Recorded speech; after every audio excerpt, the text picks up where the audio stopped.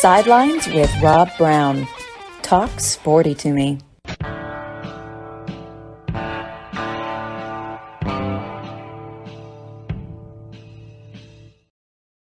Rob Browne here with you on this Tuesday morning. I got a great lineup. Jason Caldwell, Auburn Undercover, joins us momentarily, followed by Vince Ferrara, the sports animal over in Knoxville. Hour number 2, Jordan Hill, 24/7 Sports covering Georgia. And in the fourth segment, Rodney or Tider Insider. In between, we'll talk a lot about the big picture of what's going on in college football and basketball, baseball, like we always do every day. Recruiting, we're less than a month away now. It's December 20th. For the early signing period. So I know we got to finish football, but I think that's why you're seeing coaches fired in week 9 and week 10. They've learned the lesson. You cannot wait until Christmas Eve to hire a coach because you may wake up and look under the tree and Brian Harsin is your coach. That's another story. But we do this 6 days a week, 25 times a month, over 300 shows a year, lots to cover. And again, this hour brought to you by Red River Ford Toyota in Wynne, Arkansas, one of our sponsors. They're one of the sponsors of this whole show. They're open Monday through Saturday, 45 minutes from Memphis. Go north from I-40 at the Forest City exit, about 15 minutes, and they are there. They've got over 700 used cars, trucks, and SUVs on the lot, brand new Fords and Toyotas. Check out the new F-150s and F-250s, the Power Strokes, and the Toyota Tundra TSS off-road package. That is just an absolutely awesome truck. And the prices are very reasonable. They will work with you on the trades. And again, no vehicle payments until 2024, okay? So a couple of days away from Thanksgiving, and we are grateful to have great guests like Jason Caldwell of Auburn Undercover. And Jason, I read your comments. A lot of good stuff by you, Philip Marshall, the whole team, Nathan King, and everybody at Auburn Undercover. You know, body language is important. And you and I, we watch a lot of football, a lot of sports. You could tell that Auburn football team was in trouble in the first quarter. They look like either they're all focused on Alabama or they didn't expect to get punched in the face by New Mexico State. But you study the history of Jerry Kill, this guy's been through a lot personally. You would expect his team to be tough, and they were. Yeah, no, I think you look at it, and to me, obviously it goes on everybody. You look and go, it's coaches, it's players, it's everything involved. But yeah, I saw a team that said we've arrived, and so now we can roll the ball out here and win this game, and then get ready for Alabama. They're just not good enough to do that. And, you know, once it happens, you can't snap your fingers on Saturday. You just can't do it. You know, so it's about all week and being there. And Hugh Freeze said Thursday night on Tiger Talk, said, look, I didn't really like our Wednesday and Thursday practices a whole lot. He said that again yesterday. And it takes all those things. And, hey, it's up to the coaches and the players involved. But it wasn't just one thing on Saturday that led to that. And you played a team that was good enough to beat you. Then you compound it by everything that you can do. You make mistakes on offense. You give up a fake punt. You give up a 3rd and 17. All of those things led to what we saw on Saturday. Yeah, and that team, New Mexico State, I've been watching them throughout the season. And a lot of people have because you knew they were going to be playing Auburn. But Auburn, you know, to think that they'd arrived after beating Mississippi State, Vanderbilt, and Arkansas. And between those 3 schools, among them, they have 3 SEC wins total this year. And that is that a product of you've got a lot of kids that are in Auburn on that roster from the portal, and they're not they don't appreciate fully what it takes to win in this league, or just after winning 3 straight, they're 20-year-old, 21-year-old kids. They just got a little bit of a false impression of themselves. I think that's what it is. Probably, and probably the way it happened. Had you beaten Arkansas by 7, it's probably not as. But you go out there and you look. Hey, we destroyed Arkansas. Arkansas almost beat Alabama in Tuscaloosa. Yeah, we're pretty good. Well, it's just not quite there yet. And so I think as much as anything, that's it. And you play, hey, give a lot of credit to New Mexico State. Yeah. On the other side of the ball, that was a game that you could tell was important to them. And hey, here's the thing. It was important to Auburn on Saturday. But here's what I tried to, and I said it a little bit last week too. You can't be there 12 times a year. It's just not going to happen. What you got to do though is you got to be there in preparation, knowing, hey, the energy level is not going to be there. We can't play like it's Georgia every week. It's just not going to be there. And this team's not good enough to do that and make mistakes that they made on Saturday. And hey, on the other side, the quarterback, Auburn makes an adjustment. He makes a better adjustment. It gets them in better plays over and over and over again. And so combination of a bunch of things, bad day at Black Rock, but you flush it and move on. And, I would expect them to play really well on Saturday. Well, similarly, 2 years ago, I don't think anybody gave Auburn a snowball chance in a hot box to beat Alabama. And they went down to the wire, and Alabama drove 97 yards, and have to credit them for doing it. But this Auburn team, again, you go up – there's 3 or 4 times a year when you can be at the level where you were against Arkansas. I agree. Pat Sullivan said that one time when I had him on the show when I was in college, and I'll never forget that. He said, then there's 3 or 4 games like this, and there's 3 or 4 like you're just going to win because you've got better players, and you really don't even have to have much of a game plan. Mm-hmm. That when Saturday, it also lends credence to the theory that with the portal, people lose track of where these guys are. And I'd like to look at that roster for New Mexico State. I bet there's some familiar names on there. Some, the 7 that came in and was playing some wide receiver and did a little Wildcat quarterback was at Texas A&M originally. Okay. What I like in it a little bit more too is Florida Atlantic in basketball last year, where you get a veteran team, and it wouldn't have mattered 25 years ago in football. It didn't matter who those teams were. They weren't going to beat an Auburn unless you had Brett Favre at quarterback. And Southern Miss was much different than New Mexico State. Excuse me. Bless you. Yeah, but Southern Miss is much different than New Mexico State, but it took a Brett Favre, and it took teams that weren't as good for Auburn and Alabama for those things to happen. Now you look and you go, you completely have to rebuild a roster for Auburn.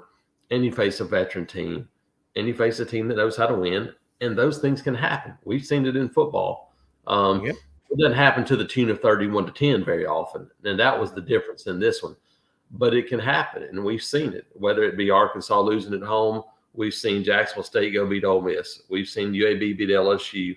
We saw Florida State just a couple of years ago lose at home to Jacksonville State, and now that team's right there knocking on the playoff door in just 2 years difference. I mean, it's 2021 when that happened. So it's just a different world. And that's why talent level, that's what it was at Florida State. They had to improve talent level. Those are the things that help you avoid those kind of games. Because look, I think about last year, Georgia and Kent State. Kent State pushed Georgia into the second half in that game. And that's the Georgia team that's the most talented team in the country. So it can happen now much more often than it used to happen. Yeah.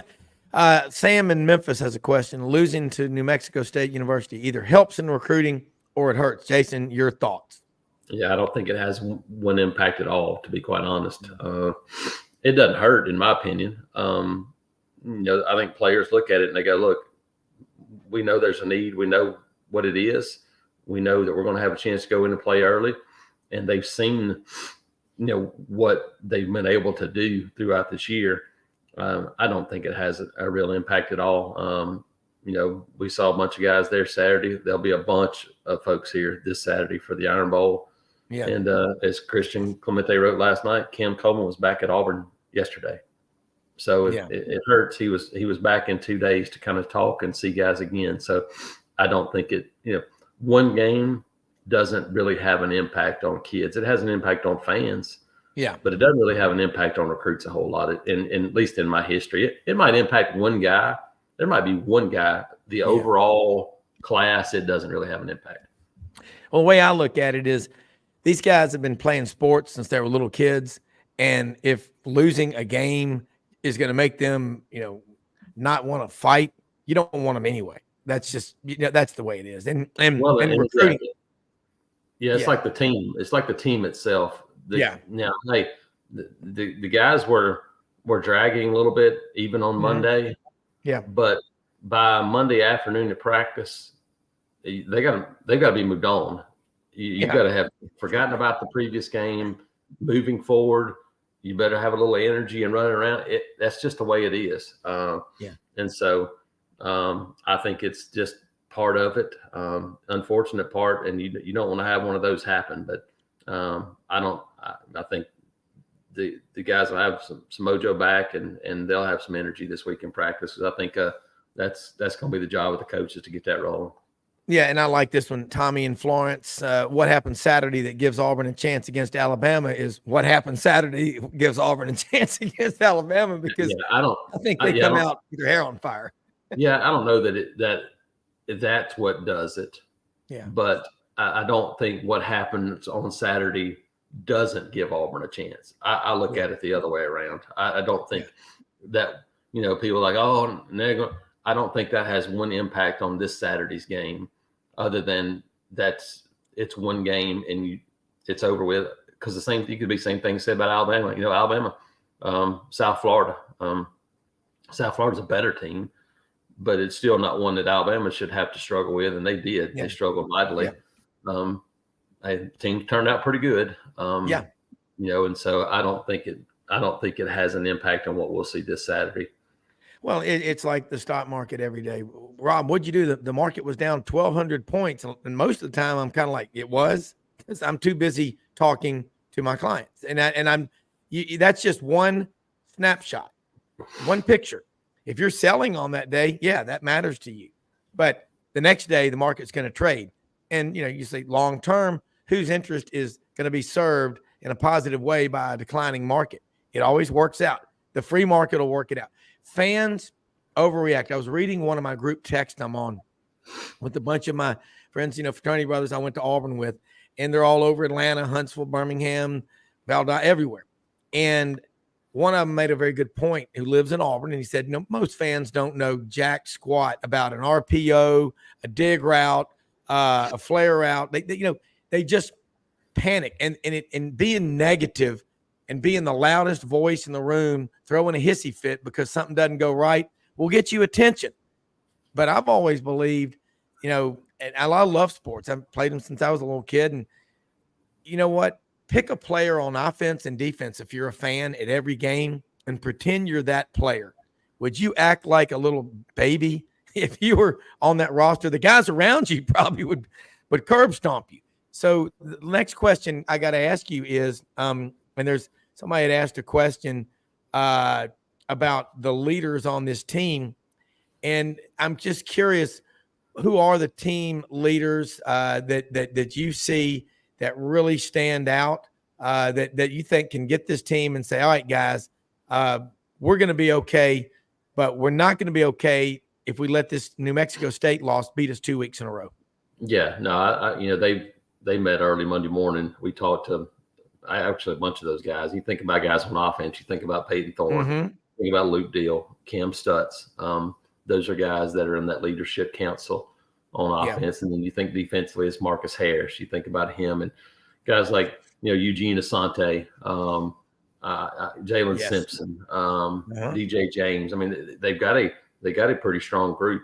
And so you can't snap your fingers and show guys, hey, that's it, it's over with.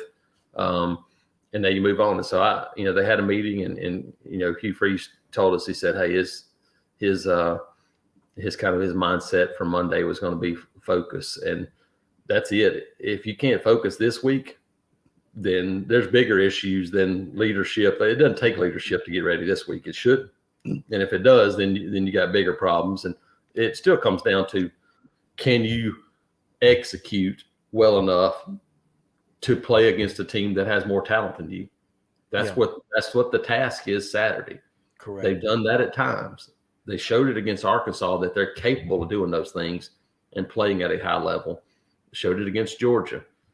can you execute? And I wrote this morning, defensively, can the front seven find a way to make plays? Because they didn't Saturday at all. Yeah. And that's more than just scheme. It's not just coaching staff. That sometimes you got you got to go make a play. And offensively, 6 out of 7 possessions Auburn had 3rd and 10 or longer. I don't care who you're playing. You cannot sustain that. And so if you can avoid those things, they'll be fine. If you have a bunch of 3rd and longs on Saturday, then the offense is not going to look very good. No.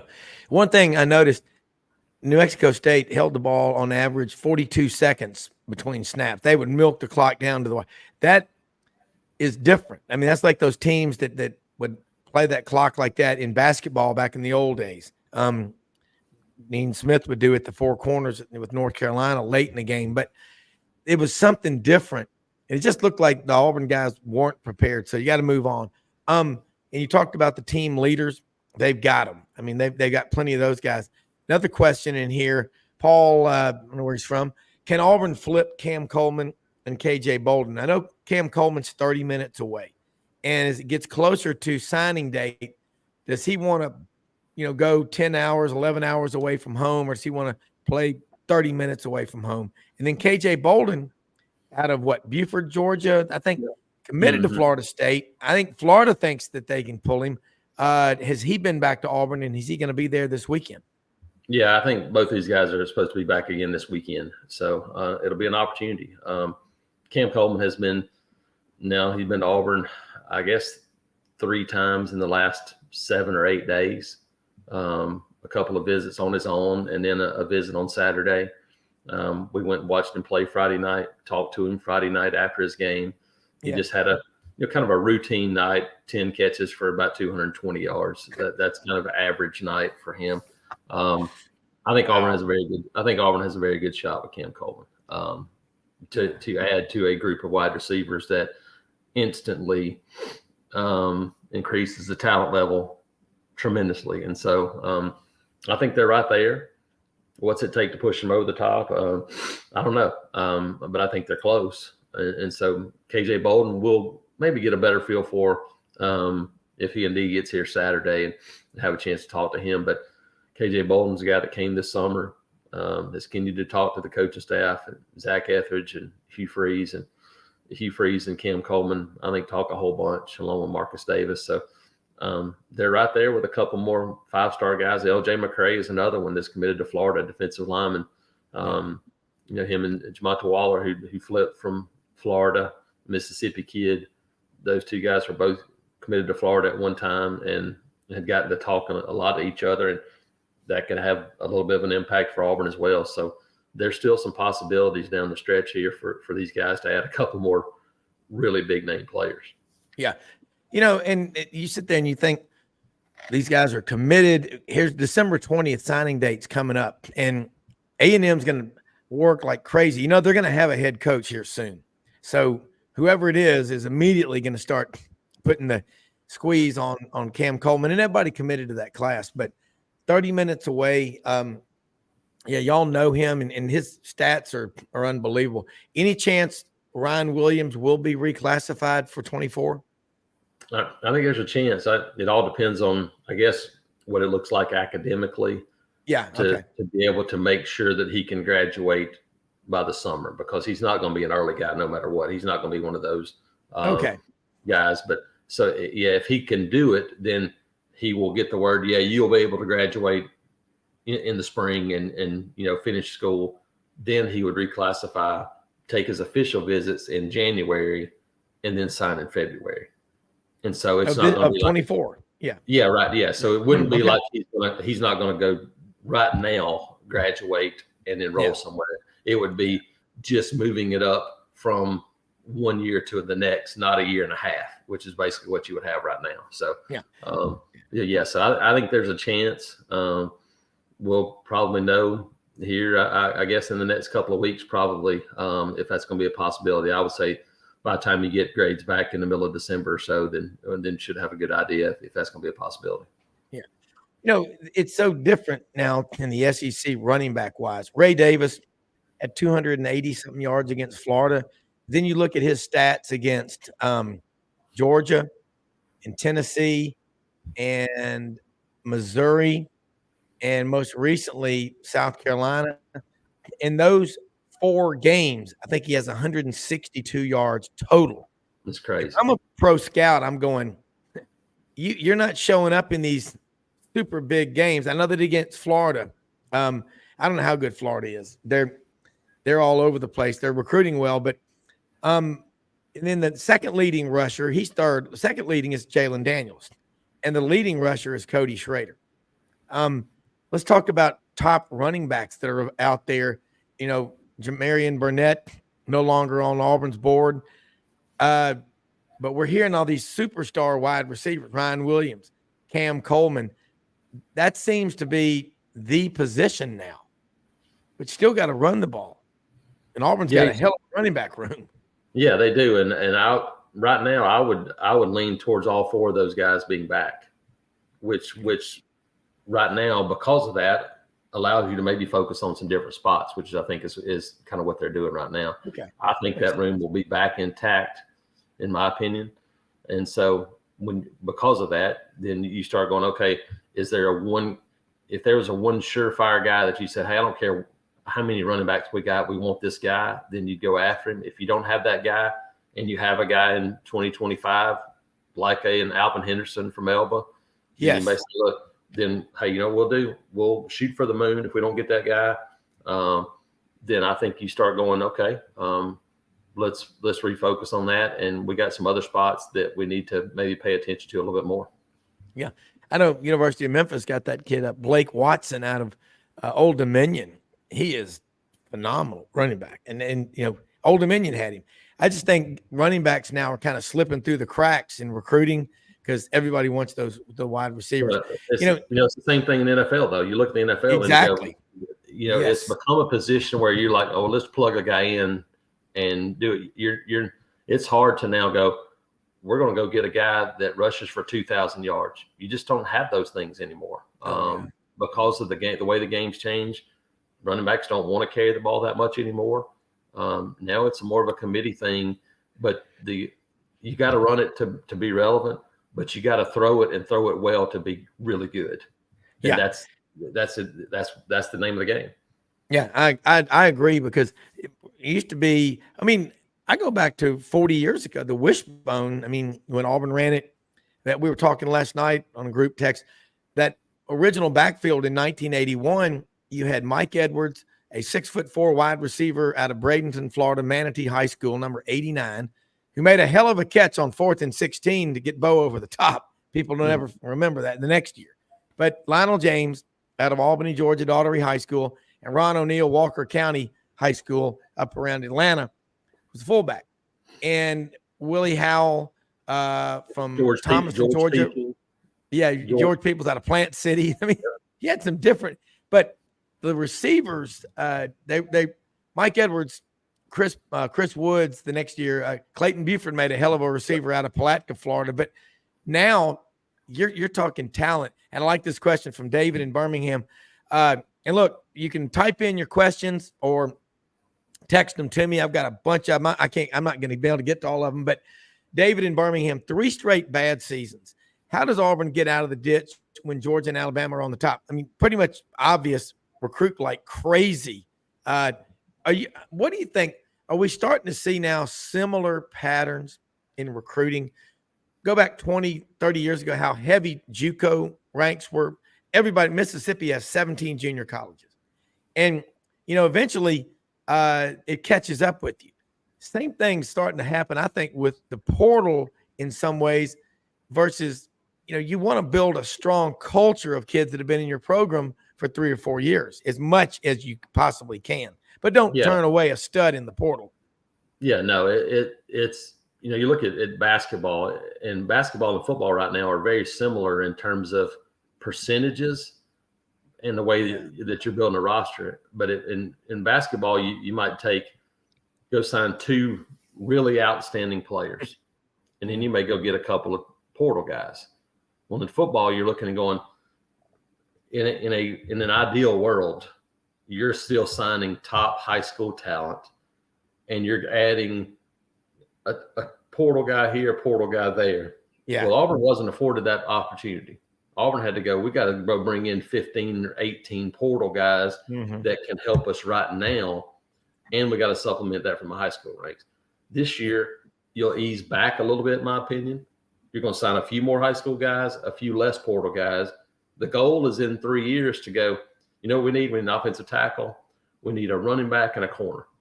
Yeah. Okay, let's go get the top guys we can find at those spots to plug and place, not to build. Right now, you had to build from the portal in year one. Correct. It wasn't even really year one. In that half year they had, they had to build from the portal in year one. They had to go out and get guys I mean, think about all the offensive linemen, defensive linemen, yes, got linebackers, got wide receivers to try to go, okay, look, we got to get old and experienced in a hurry. I talked to Butch Thompson and Carl Nonamaker, Auburn baseball, and I go, look, how do you get old on the mound?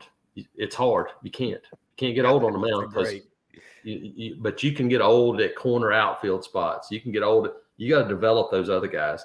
That's where you are in football right now. If you're Auburn, you had to go get old in a hurry because you had no other way around it. I mean, that is the best description of it that I've heard. You know, the goal is in 2 or 3 years. Yeah. You know, you cherry pick like Georgia and Alabama are doing. So that's how, you know, you outwork them. And there's no, I don't think people question, is Auburn in it big? Hell yeah, they are. They just spent $91 million on a football only facility. And, you know, there's questions on here I'll get to about how much money does Auburn have in NIL. Apparently they got a lot, and Auburn will, you know, whatever happens Saturday, the sun will come up Sunday. And it's just crazy. But I got to ask you a real quick question before you go. The basketball, that was fun watching this team play up in New York. Bruce Pearl, I don't care what, he makes every game relevant with the way he approaches it, and his staff and those players feed off of that. So do the fans. Yeah, no, it's and you know, the good thing about basketball in that regard is that these kids grow up and play all summer, and they play 3 or 4 games a day. And so it's much different. It's much different in basketball terms to get up for a basketball game twice a week, even back-to-back days, because these guys used to play basketball a bunch. You just don't play that many football games. Great point. And so these guys are used to playing. I mean, hey, there's scrimmage every day. And so they're used to these situations. Mm-hmm. But no, it's a team that's growing. You look at it kind of having to, again, put the pieces together. And we just talked about it from a football standpoint. Even Auburn basketball, you look, and every year you go, okay, they got 3 transfers, true freshmen.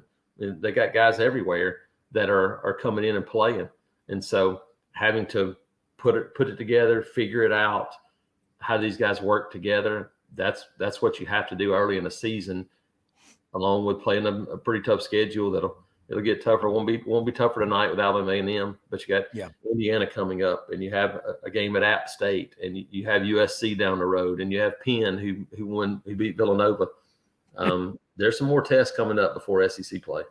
Yeah, didn't Auburn lose to Penn last year? Penn has been really good for forever, a long time, and so since Ben Franklin was there. Yeah, for a while. Man, Jason, this is awesome stuff. We could talk all day. I know you've got other things to do, but thank you so much for joining us. Have a great Thanksgiving with your family. You really put things in perspective, and tell folks how they can follow you and keep up with you, because let me just vouch for you. I look at it constantly. I mean, and there's just constantly new information coming up, and it's you and that entire team. No matter what happens, you give people this, you always have this hope. It's like, hey, things are going to get better. You got the right people in place. So I love it. Yeah, you check us out at auburnundercover.com. I think right now, an early Black Friday sale for people who haven't subscribed before. We got a big discount going on. So you can check us out there at auburnundercover.com, and also follow me on Twitter at ITATJason. All right, Jason, thanks so much. Have a great day. Thanks, Rob. Appreciate it. You bet. All right, let's take a quick commercial break. First off, I want to say something about rumbleboxinggym.com. They are 1835 Union Avenue, Midtown, Memphis, right there at the corner of Union and McLean. The classes are offered every day. Ann Camp Lee, this is the first of 3 locations she's going to open in the Memphis market. All the equipment, the gloves, the gear, shirts, the pants, everything that you want. You can buy it right there. This is a brand new, ultra modern facility. 48 people in these classes. You go in there, you have instructors, and it's in a room with all kind of lights flashing and all. 15 3-minute rounds. You're doing dumbbell work, planks, push-ups, dips, jumping jacks, star jacks, burpees. Again, dumbbell work. Then you'll do that. Bam, bam, bam, switch. Go over there and hit those 250-pound punching bags. You will get a great workout. I call it land swimming. rumbleboxinggym.com. Go to our website, tap on the hyperlink, and get in there. They have a lot of discount specials, corporate specials, and also for student discounts. If you're at University of Memphis, Rhodes, whatever, CBU, you can go over there and join. It's well worth the investment. Hey, anything worth having is worth working for. rumbleboxinggym.com is one of those places you want to invest in. Be right back.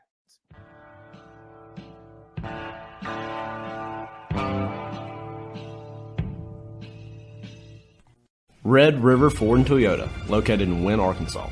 If you're in the market for a new or used car, truck, or SUV, call, go online, or drop by and see them.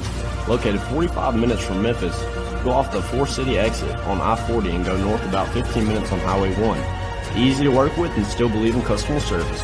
If you live out of town, they will deliver your vehicle to you. RedRiverFordToyota.com. Just see what they can do. Strengthen your seed zone this spring with quality tillage equipment from House Industries. Located in Cherry Valley, Arkansas, House Industries specializes in manufacturing superior equipment that will minimize your downtime and keep you working in the field. To ensure the highest quality control, all design, fabrication, and testing takes place in a 99,000 square foot manufacturing facility located right here in the heart of the Delta. Locate your nearest House equipment dealer online at houseindustriesinc.com. House Industries, breaking ground. Sidelines with Rob Browne. Talk sporty to me.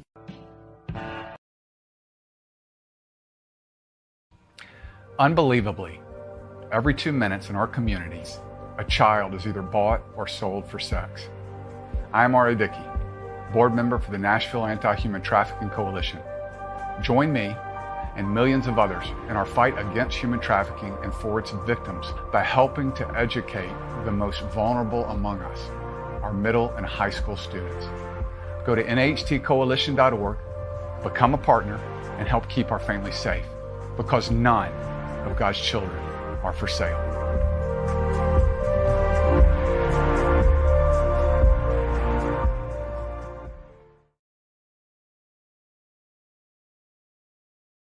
All right, Rob Browne back here with Vince Ferrara, the sports animal up in Knoxville. Great stuff, Jason Caldwell, Auburn Undercover. Check them out, the Auburn Undercover website. They are really putting out content constantly, all the time. It is really good material on all sports.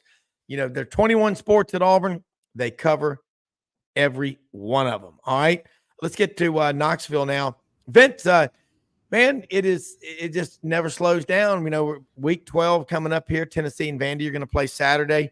We're heading up to Clarksville. Going to try to sneak away if we can down to the Iron Bowl. But it's rivalry week. Tennessee, golly, last week against Georgia, first play of the game, they take off, score a touchdown. You're thinking, wow, this is going to be a competitive game. But, you know, you're seeing a trend here with Tennessee this year, losing to Florida, Alabama, Missouri, and Georgia. What is missing on this Tennessee team that they had last year, besides Hendon Hooker and Brew McCoy being hurt, did not help, but kind of put your finger on one or two things right now. Can you hear us? Vince. It's cutting in and out. Not sure. Okay. Yeah, it's Go cutting ahead. in and out. So I don't know if it's on my end or yours. So yeah, I'm still I'm talking. So I guess I can hear you. It's good. Isn't great. Yeah. Okay. All right. Very good. It's a lot of things, Rob. It's not just one thing. A lot of fans are pointing to the quarterback position in Joe Milton, and he has not been Hendon Hooker, nor did anyone even those of us that thought he would have a good year, better than he's had, none of us thought he was going to be Hendon Hooker. So the comparison to him isn't unfair, and it's really not what's holding this team back. They don't just need Hendon Hooker. They lost a lot. I don't think there's full trust in Milton as a quarterback, but also in their receivers, in getting open and having the right reads in terms of reading the defenses and running routes, which have to be in sync with the quarterback. The offensive line has not been as good a unit as it was last year when you had number 10 overall pick in Darnell Wright and another NFL talent in Jerome Carvin, and they haven't been as good, and now they're really banged up. They played that Georgia game without their 2 starting tackles. Early in the game, they lost their most dependable guard in Javonte Spraggins, who's now out for the year. And so they're just backups everywhere, and there's a drop-off with a number of those reserves. So it was going to be hard even at their best. And I didn't think that game was much in question even after the Jalen Wright touchdown. We've seen it before with Georgia. Georgia's now trailed in 7 of their 8 SEC games this year.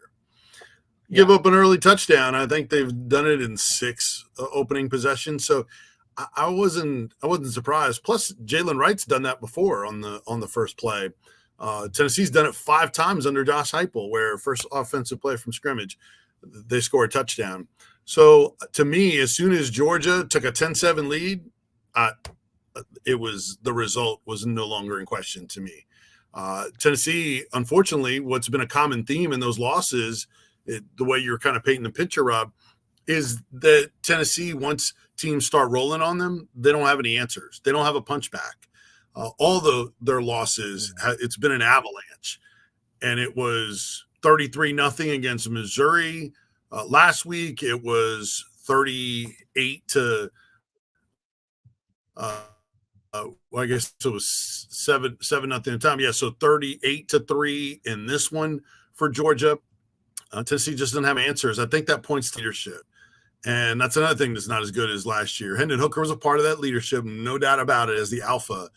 But I don't think they've had enough good leadership this year. Now, part of that is another thing you brought up, and that's guys that are missing, like a Brew McCoy. You could argue that 2 of their better leaders are Brew McCoy and Keenan Peely, and they've been without both of them for a good part of the year. And I've asked national analysts this. I asked Josh Heupel about this yesterday. I bring it up because I believe in it. Leadership is on a different level with a player when you're playing. There's only so much that you can do when you're on the sideline and you're hurt as a leader. You can impact your teammates and fix things so much more and motivate guys in the moment so much more when you're in the heat of battle with them. And they don't have enough of those guys on the field that are alphas that will demand things change and get fixed and guys get locked in to impact them, considering they have all their other issues. So it's really a number of things sort of all coming together to lead to results that are absolutely never seen before under Josh Heupel. And that's one of the things, Rob, is for this year why a number of us that cover this team had confidence in them. Yeah, you're losing High, you're losing Tillman, you're losing Milton, you're losing Darnell Wright. Those are big pieces. But Heupel has always delivered offensive production every year, every stop, no matter who the names are. So you kind of give them the benefit of the doubt. Well, clearly it's about the star power of those players in addition to the scheme. It's not just one of those. And I think we learned that more being the third year under Heupel, but I think Josh Heupel has gotten that message as well and seen that not just his system. Yeah. Well, it is. And I mean, here's Tim in Knoxville. The Vols have gone backwards this year. You've addressed it. Are you concerned about this program? You got to have leaders. And when you have a lot of high school kids that have been in the program for 3 or 4 years, you can build leaders and you'll identify your leaders. When you go heavy into the portal, because you have to, You don't know what you're getting. A guy that's been in the program for 6 months may not fully appreciate it and probably doesn't, what it means to be a Tennessee Vol versus a guy that's been there for 3 or 4 years. And doesn't matter if he's in state, if they've grown up knowing this program, they know how important it is. And so here's another question from Gary. Will there be staff changes in Knoxville? Do you look for anybody in particular? And again, who's out there? Who are the assistant coaches out there that everybody wants, just like the head coaches? Where's the Nick Saban? Where's the Kirby Smart? Where's the next Lance Leipold? I mean, we're really not seeing them.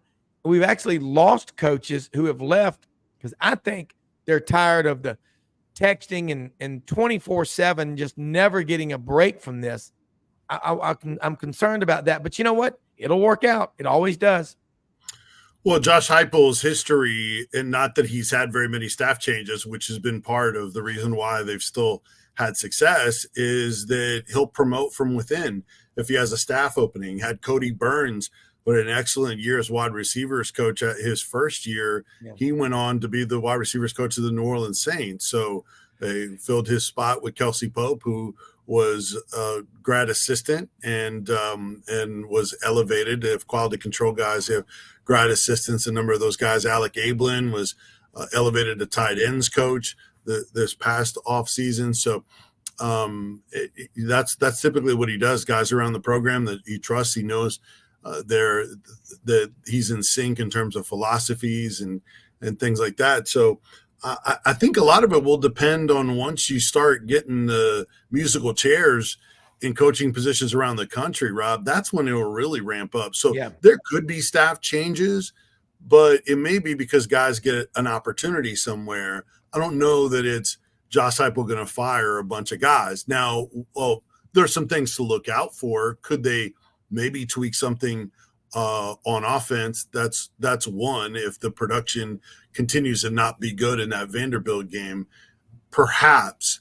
But maybe the one to watch is Willie Martinez's contract is up at the end of this year. Doesn't mean he's not coming back, but that's been an area of frustration for Tennessee fans.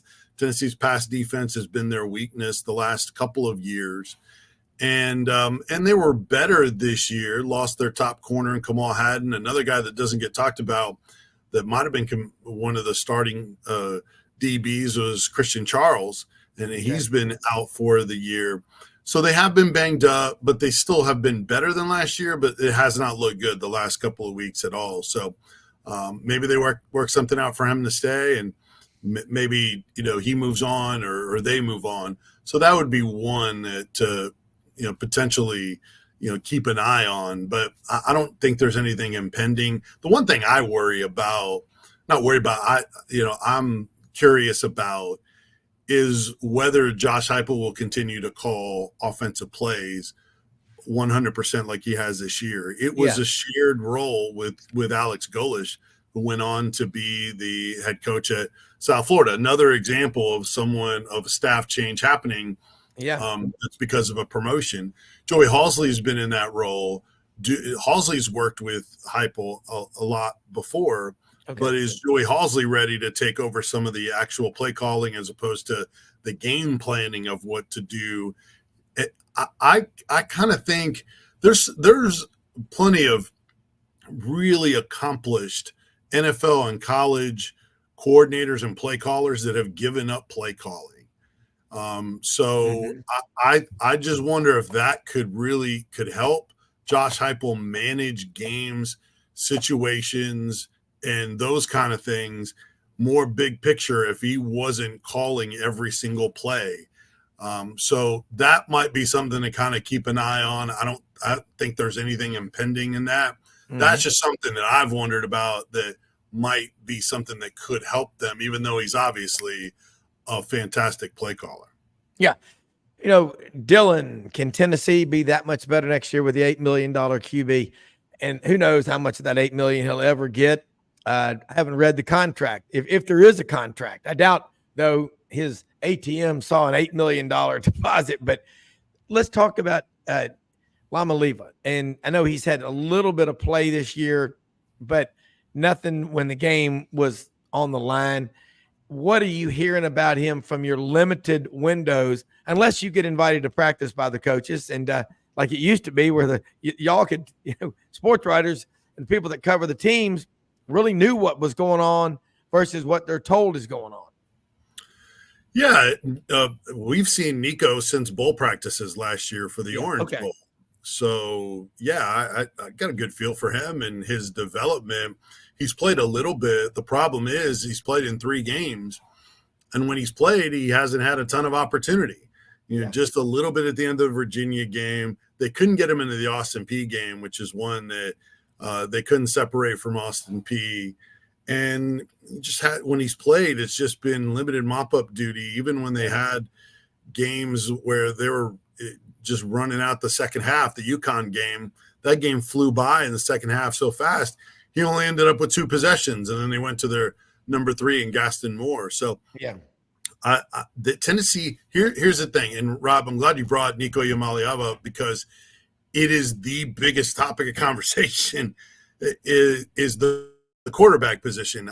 There's plenty of fans that want to see Josh Heupel move on to Nico, and they wanted to see them move on to Nico even before Joe Milton played a couple of games really well, and then it hasn't gone as well the last 2 games.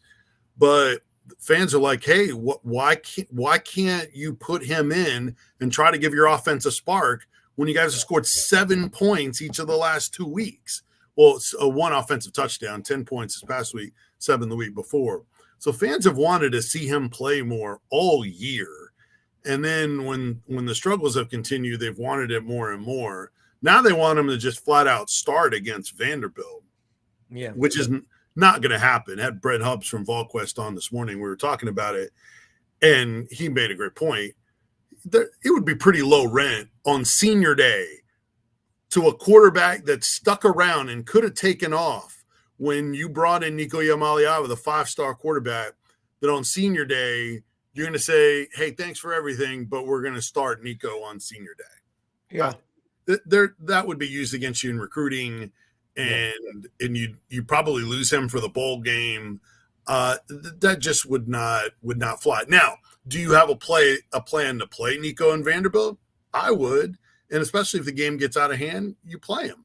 But that would be his 4th game, and I think that's why towards the end of the year they haven't played him more the last couple of games, is because you got so close to being able to redshirt him, which is 4 games, does not count postseason. He's played 3. So if you play him against Georgia in mop-up duty and maybe he gets his brains beat in, then you can't play him against Vanderbilt. So my guess is they wanted to leave this game up and available for him to be able to play in a more advantageous position, maybe get some confidence, have some more success, and then we'll see on the bowl game after that. The coaching staff said that they did not have intentions to redshirt him going into the year or early in the year. The way it played out, they just didn't have the opportunity to do that because they couldn't put teams away. So that once you got into the latter part of the year, you're so close to the finish line, you take that ability to be able to redshirt him, whether he uses it or not. And I know people have brought this up, and it's a fair point. Well, if Nico's as good as he's supposed to be, he's not going to be around to take that extra redshirt year. What does it matter? And that is fair. But if you're so close, isn't it not bad to actually have that available to you should things change in your college career and he is around? So do you want to burn it for 10 plays in a game that's already over? So they got so close to it at the end that's why they're just getting to the finish line with it. Doesn't matter now because he can play a bowl game. He can play against Vanderbilt. And I would expect to see him. But I don't think they win 3 more games this year or anything like that if Nico is the quarterback.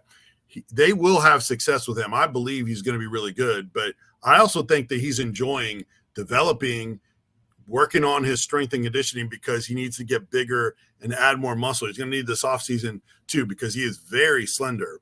But, man, he brings you the ability to make plays with his legs and and something, that elusiveness, ability to throw out of the pocket presence, arm strength is there.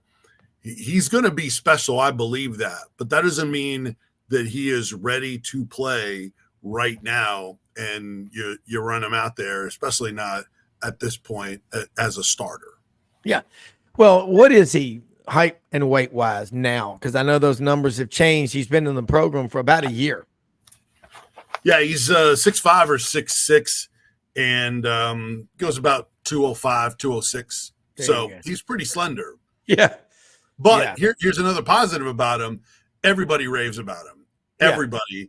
In that he's humble. He hasn't complained that he's not playing. I mean, here's the guy that people know as the NIL quarterback, and he's not out and about doing things and flaunting that or anything like that. And everybody says he has stayed humble and hasn't complained. And he's always in the ear of Joe Milton. Those two are super close, and they help each other out. And so he's really handled it really well, considering how much fans are asking for him and how much there's the expectations for him to play. But I think for his long term, it's not a bad thing for him to have this year to develop, and then he's your guy next year. And I don't think there's any question that he will be. Yeah. I mean, look, I'll just preface this by saying I'm not comparing him to Eli Manning, but Eli at 99, redshirted. 2000, played a little bit. In 01, 2, and 3, he was the man at Ole Miss. Guys can do that. People have got this in their heads that these kids are all coming in expecting to be given the starting position. They've been playing sports all their life. A lot of them have been pushed along to the front of the line, never been held accountable. But that'll come back and bite them on the butt. That's just what happens. But this Lama Leva, everyone, he's a big kid. Needs to gain some weight. I mean, because 205, versus a lot of those guys at that 6'5" or 6'6" or 235 to 250. You just think about the big guys. And then, you got to have enough weight to take the hits. What about Tennessee in the last few minutes we got with you before you got to go? Mm-hmm. What about the recruiting? How is that going right now from what you're hearing? And I'm going to ask you to give me the top guys at every position. I mean, keeping up with that was like herding cats. But the general buzz around Knoxville and what you're hearing, is it on a 1 to 5? Is it a 5.5, or is it a 3 or 4? Where is it? I would say it's probably a 4. They have recruited really well. They really took advantage of the success they had under Josh Heupel. Last year they took advantage of how they've developed players, got guys into the NFL, which is definitely a positive. Now, they need guys to be successful in the NFL as well for those to really resonate, because a number of the guys that are in the league go back prior to Josh Heupel. So you need Josh Heupel coached players to not just get there, but have success, to take your recruiting benefit from that to another level. So there's not a ton of draft picks for this upcoming draft. I mean, I think there's guys that have decisions. Yeah. So it's still going to take some recruiting cycles in order for them to really benefit from that. But despite that, they have still done well in recruiting, in top 10, mm-hmm. top 15, I think is the range where you will see them finish. They did pick up a ton of prospects, not only 24, but a lot of 25s and 26s in town for the Georgia game. It was still, from all accounts, the guys that cover it every day, it was still a very positive weekend and showing off the atmosphere in Neyland Stadium. And Dolly Parton was there, which resonated with some kids and their families, the parents for some kids too. That Peyton Manning was in the house. So that was no coincidence that you had a lot of big time people that were there for Tennessee. And they picked up a commit in Tyler Redmond, who's a tall corner, 6'1", 175. He's the third kid from the same high school in the 2025 class of commits for Tennessee. They now have 3 players from Milton High School in Milton, Georgia. And Ferrara. Yeah. Wow. Yeah. He picked Tennessee over Ohio State and several others. So a nice get. They need the length. They need speed, athleticism, and length in that secondary more than what they put out on the field to this point. So it's gone well, but they're still high-level offensive linemen. Jordan Seaton that was in town this weekend. He's a high priority for them. They need more on the defensive line. The offensive line could have a bunch of guys coming back or a bunch of guys leaving. Same thing with the D-line. With the COVID years, it's so complicated. Yeah, it is. Knowing who has eligibility, who doesn't, and then their decisions on what they do. And then not only could they come back or not come back, they could come back to college and just transfer. So there's all kinds of options. Just hard to know what that roster is going to look like next year. God, it is. Eventually we're going to know when the virus people are gone. I mean, but 6 and 7 years for some of them, it's not unusual. Hey, look, great stuff as always. I like that comment, Larry in Nashville. Vols will get better. Yeah, you got a quarterback like Lamaleva. It will get better. And I don't know. I mean, if he's good at throwing the short passes and intermediate passes, there's always something. But the one thing fans do is they panic and they overreact. So, the average fan, you're glad he's not your surgeon or your financial advisor, your broker, or your therapist, because they go crazy. I think the best commercial I've seen this year is Brian Bosworth, the Dr. Pepper commercial. The fans are burning their stuff and going nuts because, hey, it's just the first play, And they're going, yeah, but it does makes it fun. But look, we'll be talking with you next week. We're going to be talking a lot of basketball. Man, SEC basketball, you don't even slow down. You just go hand it off. Football, basketball, and then the baseball. And there's recruiting, and the football part of it is the constant that just never stops. Hell, Bowls. None of them stop. Yeah, the bowls. Yeah. Yep. So that and what Tennessee's going to be doing in the bowl is, you get an extra 20 practices. I mean, 4 or 5 years in a row of doing that, that's an extra 80 or 100 practices that you don't normally get.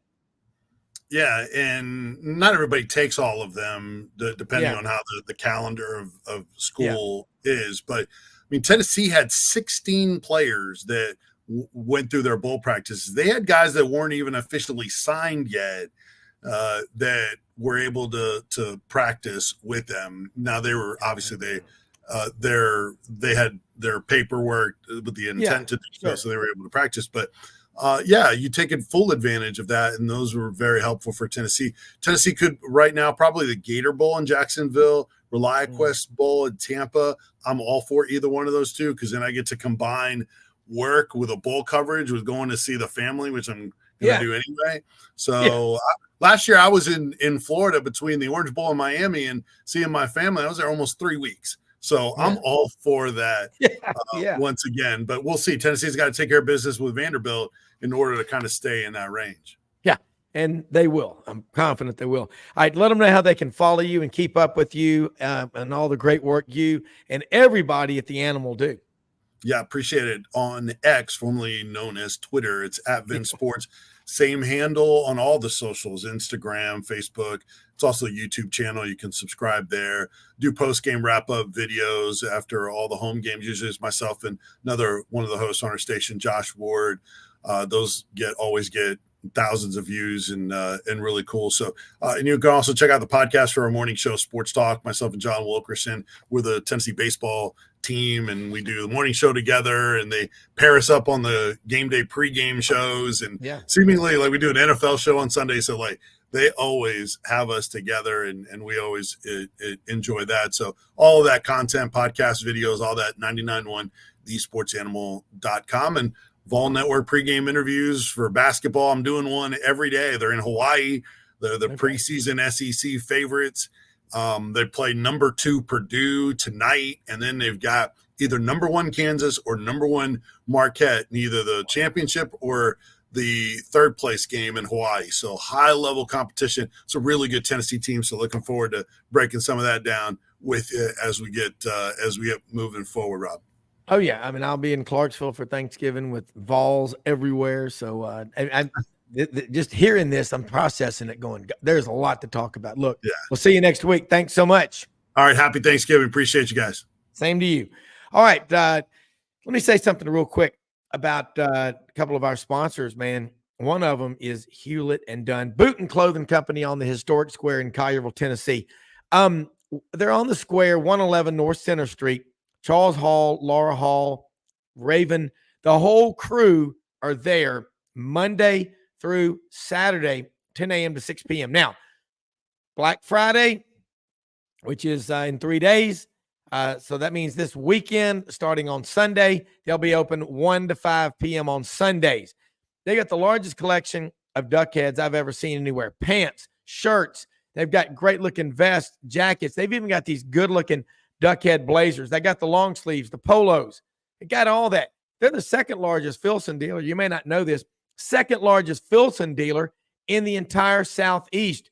They've got Filson hunting, waterfowl, duck hunting jackets, good-looking jackets, shirts, sweaters, vests.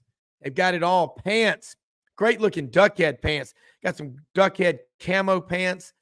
They've also got STS, great-looking gear, over 7,000 pairs of men's and women's boots.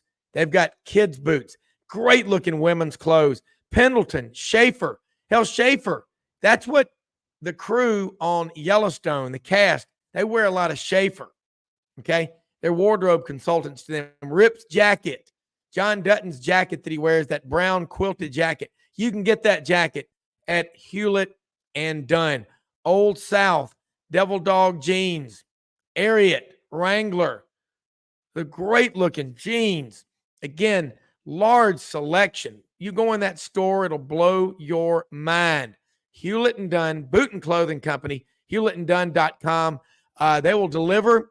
Go online, ask for something. If you don't see something, ask them. And, don't forget, they now carry a huge selection of Barber jackets, shirts, sweaters, the quilted jackets, the Beaufort jacket, the long jackets. They've got a lot. Hewlett and Dunn, Boot and Clothing Company in Collierville, Tennessee on the historic square. All right, let's get rolling, man. 24/7's Jordan Hill covers the Dogs. I think that Vince Ferrara up at the Sports Animal in Knoxville just said Georgia's fallen behind in 7 of their 8 SEC games. And hold on, I just got this memo. They've won 8 in a row, and this is the only team in SEC history to go 8-0 in 3 straight years. That's amazing. In the regular season. Now, we had the one loss in 21, the SEC championship game. But that's an accomplishment. Where are the Dogs going from here? They got Georgia Tech Saturday, which will be like a home game. Yeah, it's pretty incredible. You mentioned them falling behind. I mean, they continue to give up touchdowns on that opening drive. And Saturday's was probably the most drastic. First play, Jalen Wright just breaks it to the right, 5 yards, and he's gone. But they settled in after that. They only give up 3 points after that, none after halftime. Very impressive performance. And what was very loud in Neyland Stadium, especially after Jalen Wright broke that touchdown run. Georgia's rolling right along. It does kind of blow my mind, Rob, and I don't know if you feel this way too. I honestly didn't realize Alabama had never gone 8-0 back-to-back years. I figured with that run of dominance that Nick Saban has had, that it had to have happened one time, but there was a lot of 7-1s, a lot of a loss to an Ole Miss team or a loss in the Iron Bowl, something like that. It is truly wild that Georgia has managed this. And like you said, they're going to Atlanta on Saturday night. I do think this is an improved Georgia Tech team compared to the last few years. That said, there's going to be a lot of Georgia fans there, and expect them to take care of business and then get ready for what I think is going to be a very, very tight SEC championship game against the Crimson Tide. Yeah, and, thinking about this, early in the season, a lot of people thought, fans tend to sometimes overreact. The Texas loss, Alabama, the dynasties are, we hear it every single time. Nick Saban's having more fun coaching this team, I think, than he's ever had. And I think this is going to be looked upon as maybe his favorite team he's coached because of where they came from. This Georgia team, when you start saying, okay, well, 21-22, that's the standard. But your quarterback, Carson Beck, he's one of the top 5 passers in the country. And he doesn't throw a lot of turnovers. He's a hell of a leader. And now the question is going to be asked. You had 25 players drafted, plus a bunch of free agents from the 21 and 22 teams. Where does this team compare to those two? Or is it too I early? would say, yeah. I mean, I would say the offense may be better. I mean, it's kind of, to me, the two offenses you have to look at are last year's and this year's. And I think I give this year's a bit of an edge, and it's mainly just because of receivers. They are just incredibly deep at receiver. They're not as explosive at running back. Kenny McIntosh last year was outstanding. And Carson doesn't move quite as much as Stetson did. You know, Stetson broke like a 50-yard touchdown run against Auburn. You know, he had several big runs. But just when you look across the whole, the offensive line is incredibly deep. Talking to Oscar Delp on Monday, he said, you know, we think we got 10 guys that could be starting, and they've needed those guys because guys have gotten banged up over the course of the year. So the offense, I do think this might be their best offense on the whole. You know, you could kind of pick apart position by position. Defense, not quite as good, but, you know, it's still a situation where they're giving up something around 15 points a game.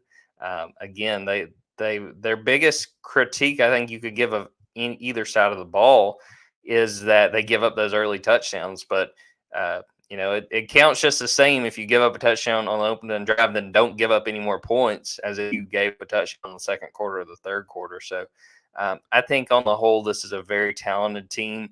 I think that Mike Bobo, probably more than anyone else, outside of the players who are actually making them plays, Bobo deserves a ton of credit because they have just been rolling this year. I don't think there's been a bad game called from Mike. You could pick apart certain plays, but you could do that with anybody. They have positioned themselves very, very well in this chase for a third national title. I thought they would be in the running for it because of their schedule, and I knew it would be tough. But they've done an outstanding job, and they're well positioned. Needing only 4 more wins to go undefeated once again. Well, you know, this Terry and Smyrna Dogs look like, you know, more like a team loaded with depth at every position. When Brock Bowers got hurt October the 14th in that game, it looked like it forced Georgia to dig and look deeper in their truck box, you know, in their toolbox. And they found that they've got, and they knew that, but these guys now have proven it. They've got depth, quality depth at basically every position on the roster. And I agree with that. And that's scary for Georgia's opponents. That's why they don't get rattled. First guy doesn't do it, he's just going to be replaced. Yeah, I mean, it is absurd. I mean, because even going into the season, Lad McConkey's dealing with that back injury, and basically Carson Beck says, okay, I'm going to throw to Brock Bowers and Dominic Lovett and Marcus Rosemy, Jack Saint, and we'll get through this. And they did. Lad comes back, starts playing more and more. Then Brock gets hurt. And then basically Carson says, okay, I'm going to throw to Dominic Lovett, Marcus Rosemy, Jack Saint, Brock Bowers. You know, really leaned on Brock in that Auburn game where Lad played a decent bit, but not a ton. That was his first game of the season. They are just absurdly deep. And I think sometimes we lose sight of what an advantage it gives you when you recruit as well as Georgia has. Now, we've seen teams like Texas A&M not take full advantage of having a top class. But the fact Georgia has just stacked top 3 class and top 3 class year after year, I mean, that matters. And, you know, I think, too, you'd get that talent, and then you're very smart about what you get out of the portal, getting the leading receiver from Missouri, getting the leading receiver from Mississippi State. You know, it's sort of good on good. I mean, you're just sort of stacking that talent. It's come in handy for Georgia.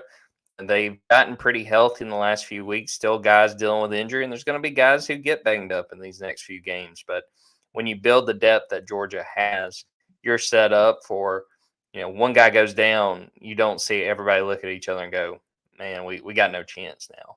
They are super deep, and that's why Georgia is in a position to realistically win in a 3rd straight national title. Yeah. And the depth part of it, they're player development. I mean, when you've got three sets of eyes, like Glenn Schumann, Kirby Smart, and Will Muschamp, that is a big, big deal. And Mike Bobo gets a lot of criticism. Again, I think people, stupid is as stupid does. You know, they get this, they hear it from, I heard it from a friend who heard it from a friend who heard it from a friend. No copyright infringement here, REO Speedwagon. You probably never heard of them, Jordan. Oh, hey, I've seen REO. I've seen Okay. REO live. Give me a little bit of credit. I know. I'm just messing with Jason Caldwell was on just beforehand. And the whole group of y'all were trained. Somebody got to y'all early, but y'all are getting it right. And I'm gonna throw this one at you. This is a pretty good one. Ronald in Chattanooga. This Georgia team is the new standard. I mean, again, not to jump the gun, but what I'm seeing, I don't know if there's going to be 15 guys drafted off of this Georgia football team. And the University of Georgia in Philadelphia, though, is an example of what can happen when you recruit quality players. Yeah. The University of Georgia in Philadelphia. Right. That's their Philly campus up there. That's and right. saw them play last night against the Chiefs. Yeah. I mean, they have just been very smart, not only about getting talented guys, but getting the right guys and getting guys who understand the buy-in. And Kirby was asked after the Tennessee game, basically, how have you sustained this? And he said a lot of work and a lot of buy-in. And he said, so much of our offseason is centered around buy-in. And he said roster building. He said, and I'm not talking about when I say roster building, the transfer portal or signing high school guys. It's really getting guys to understand what we're asking them to do. He used the example of Marcus Rosemy-Jack saying, you convince a guy like that, hey, man, your block on this play is as important as any catch you're going to have.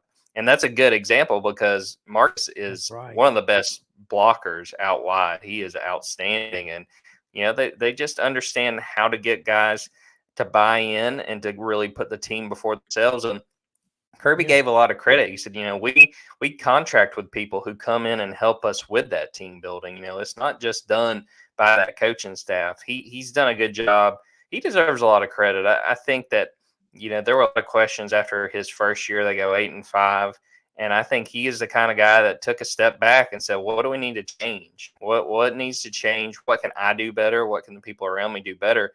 And I think that if you're in any job, that's how you get better. I think sometimes we lose sight, even going back to Mike Bobo, we were talking about him, he got a lot of criticism early on, and I think he got better at his job. I think that sometimes we lose track of, hey, maybe, it takes a little while for you to grow into a job, but he asked all the questions for that first year, go to a national championship game that second year, and it's kind of been on a run since then. And he's adjusted in the time since then. I think after they lost to Texas in that Sugar Bowl, he did some real introspective and looked at some things and decided to tweak some more things. So that's what makes coaches that are great. They're not willing to just say, well, this is how we've always done it. They're going to listen to people around them. And I think in Georgia's case, it's a big reason why they are where they are right now in this football season. Yeah, and you can't make a comparison. This is not war. This is not combat. But a lot of coaches will go out to Coronado Beach and train with the Navy SEALs, and they'll have you go in there for a weekend or 3 or 4 days. Army Rangers. I used to see a lot at Fort Benning. They'd bring them out there to Ranger School. Corporations would bring 15, 20 employees out there for leadership building. But you said it a minute ago, the buy-in, the culture. You can't just keep bringing in good players and expect them all to turn out and play really well. It's got to be a culture and a process and a buy-in. He learned that from his father. I always like to give his dad credit. I don't know Kirby's dad, and also Nick Saban. He was like a father to him for 9 years. But what you don't hear comments like, well, this 24 class of Army Rangers looks really good, a lot better than the 23 recruiting class, and the 25 SEAL class is loaded. There's a standard. You either are good enough or you don't make it. Okay, nobody's going to hold your hand. I've got a friend I was talking with yesterday. Her son is down in the swamp phase now of Ranger School. There are 4 phases. The first, 16, 15 days at Benning, another 15 up at Dahlonega, North Georgia in the mountains. And then you do the phase in the desert out at White Sands Missile Base and swamp phase down in Eglin. Graduation will be December 8th because he will make it. I know this kid. Braden will make it. But there's a standard. It's a buy-in. 3 hours of sleep a day, 1 meal a day, an MRE. Those MREs have a shelf life of 3 years.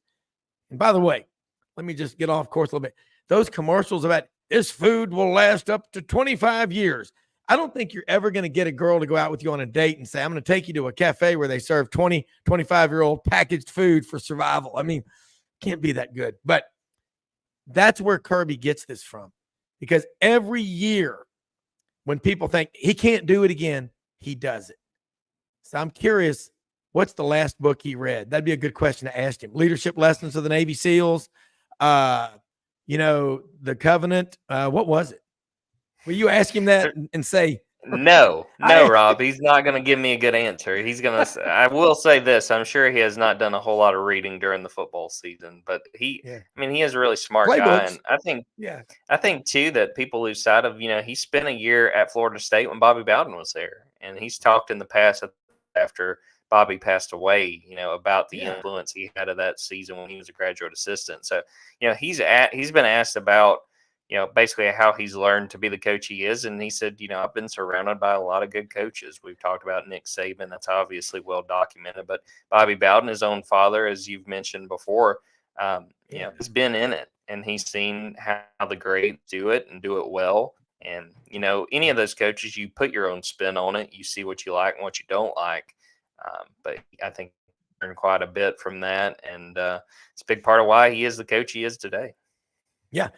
Right now, playoffs are underway. Let's talk about the Georgia high school scene. There are probably 250 kids that will sign Division I scholarships out of Georgia this year. Who are Georgia's priorities in state? Well, they've got most of the class in pretty much locked up and, waiting for that December signing. I want to say right now they might have 27 commits. The guy we're watching right now is Cam Michael from down in Statesboro. He is set. He's planning on announcing his commitment. I believe Colorado's an option. Texas A&M was looking at Tennessee along with Georgia. He did not make that visit to Knoxville this past weekend, which I think should make Georgia fans pretty excited. I'm not sure if Cam's going to wind up committing on Thanksgiving. Sounds like he's had the flu. There's a bunch of people. I don't know if you've encountered this, Rob. A lot of people I've been hearing from have been sick these last few days. But Cam's kind of the biggest name still out there. There's a few other guys. The receiver that's committed to NC State, Terrell Anderson, that Georgia's been after really hard, but he's out there in North Carolina. In state, they've done a very good job. And the way they've recruited the last few years, some of Kirby's early classes were built on Georgia, and hey, we'll pluck some guys maybe from Tennessee, North Carolina, Texas. Now they're at the point they can go recruit nationally and get a Brock Bowers from California, Keely Ringo from Arizona, and get what they want out of the state of Georgia. Maybe not sign quite as many Georgia guys, but a ton of really high caliber ones. So they're in good position. I don't know off the top of my head how many guys from Georgia they got committed, but it's quite a few. And like I said, the guy that they're really watching right now is Cam Michael. And plan is for him to commit on Thanksgiving. We'll see if that winds up happening. Yeah. And looking at where Georgia is, you mentioned Darnell Washington's another one out of Las Vegas, the 6'7" tight end who came in as a 5-star. So yeah, they're more into the choosing now, as opposed to having to really work hard at recruiting. But that Kirby Smart strikes me as someone who probably does read a lot, but he studies the most successful people. And it would be fun to play for him because he is going to find ways to get inside your brain and make you do things better than you thought you could and better than the day before. Better than Ezra. That's what I see with him. He's a master motivator, and he's a graduate of the Terry College of Business. Tony Barnhart always talks about, he speaks to him every year before the season. He and his wife have a classroom named after them on campus. So he's investing back into the university. Definitely. There's, nobody loves University of Georgia more than Kirby Smart. I mean, he makes Yeah. that very clear when he talks about the university. I have to think about when Vince Dooley passed away, how much he talked about what it's meant not only to Kirby and the football program, but the stamp he put on UGA. I think that Kirby, when that opportunity came to come back to his alma mater, I mean, I think he probably would have walked from Tuscaloosa to Athens if he had to. Yeah. And I think that, to have the kind of run that he's had he done it anywhere, would be special. I think for him to have done it at UGA, a place where he met his wife, where he played, where he went to college, I think that only makes it that much more special for him. Yeah, and you could, that Silver Comet Trail, that they have there, and it starts in Smyrna, goes all the way to the Alabama line for biking and walking, and then it becomes the Chief Dega Trail. When you get into Alabama, it takes you to Birmingham. He could have almost done that, and I bet he would. You're right. I know you're on a tight schedule this morning. Thank you so much. Always love having you on here. Have a great Thanksgiving with your family. Let people know how they can follow you, and we'll look forward to having you on next week, as we always do. Sounds great. I appreciate it, Rob. Happy Thanksgiving to you too and everybody listening. On Twitter at Jordan Davis Hill, on Twitter at Dogs247. Want to tell everybody, if you like times I'm on here, go to dogs247.com. Black Friday sale started this morning, 75% off. So this is our best deal of the year. Hit it before it ends next week. Also, you mentioned Jason Caldwell earlier. They're having a similar sale over there at Auburn Undercover. Highly encourage all you guys listening to sign up for a 24/7 subscription. Get all the VIP content, all of our recruiting news. Definitely the best time of year to hop on that deal. And while you're sitting there at the Thanksgiving table, maybe check out what's going on the message board. See what the latest news is. Hey, y'all are it, man. And I appreciate, and there's a lot of respect between all of y'all, because you work hard. Some of you work together, but it's obvious you're one of the good people out there, like Jason, covering it, and we really appreciate it. Take care. All right. Thanks, Rob. Okay. Let me say this real quick about Red River Ford Toyota before we get to our next guest, Rodney Orr of Tider Insider. Red River Ford Toyota, John Dobbs Jr. is part of the Red River Auto Group. The Dobbs family's been in the car and truck business in Memphis for a long, long time. Go back to John's grandfather, James Kirby Dobbs, then his father, John Hull Dobbs. Now, John is back in the business, John Dobbs Jr., with Mitch Ward in the Red River Auto Group. The Ward family been in the car and truck business in Arkansas for a long time. 45 minutes from Memphis, Red River Ford Toyota. They've got tons of brand new cars, trucks, and SUVs on the lot. They also have hundreds of pre-owned vehicles on the lot. Their service department is fantastic. Lynn Hutchins is the new director of the service department. He has been the dealership he was at before 5 years in a row. They won the Service Excellence Award. They're open, the service department, every day, Saturdays, 7 a.m. to 12:30 p.m. And you can get over there to the dealership. They're open Monday through Saturday, 9 a.m. to 6 p.m. Okay. Great people to work with over there. Justin Wins, the general manager. Go out on that sales floor, see the guys up on the trading desk, Rusty Howard, Greg Smith. Fantastic people to deal with. You can get online. If you can dot your I's, cross your T's, it'll take you about 20 minutes when you get to the dealership to close the deal, if you get everything done in advance. And if you were just wanting to go all online, you can do it. They have a huge tech group that'll work with you, and they will deliver your car, truck, or SUV anywhere. They go all over the country. I mean, Dallas, Tampa, Nashville, Birmingham, Atlanta, Oak City, St. Louis. They're delivering vehicles everywhere. They know how to put you in the right vehicle. Red River Ford Toyota, Wynne, Arkansas. Check them out on the website, redriverfordtoyota.com. Also, it's harvest time, folks. When you see out there the farms all over Arkansas, the Mid-South, all over the country, all over the world, actually, they're making farm equipment in a 99,000 square foot warehouse.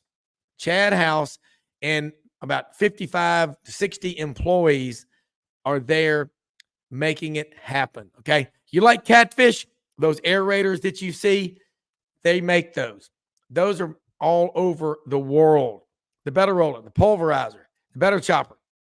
Check them out on our website, ECS House Industries. Check out who your local ECS House dealer is. They're all over the Mid-South, all over America, all over the world. Proud to have them associated with us and blessed to have them as a sponsor. And, listening to the comments that were made just now by Jordan Hill, 24/7 Sports, covers Georgia.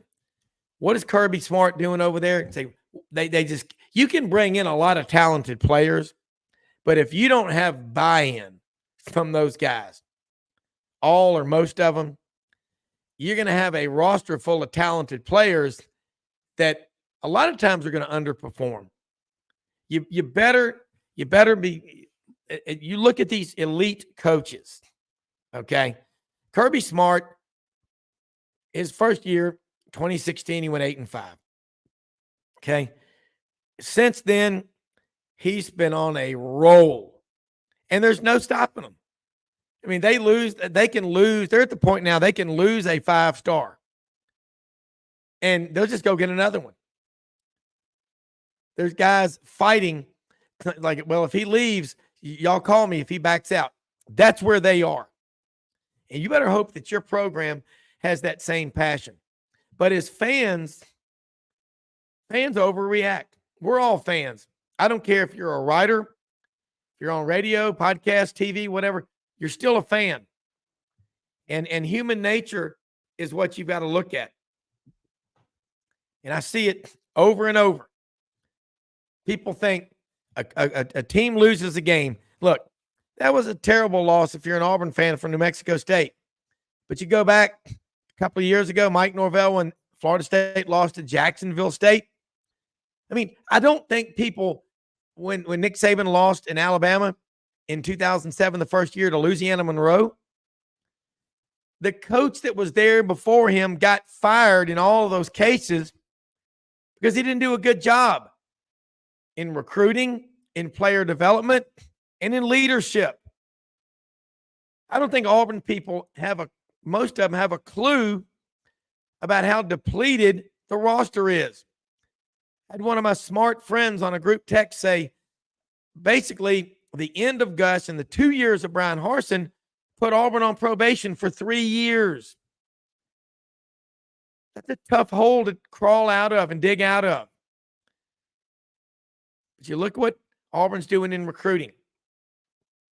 You look what all schools, Florida State, you dig your way out of it. And I'm going to tell you something. The fans that do the bitching and the moaning and the finger pointing and the gloom and doomers, they're not your season ticket buyers. They're not. They're not at the games. The games are, the stadiums, 80, 90, 100,000 plus, are filled with investors. And you know what? Once you understand the big picture, you've got two kinds of people in this world in everything you do.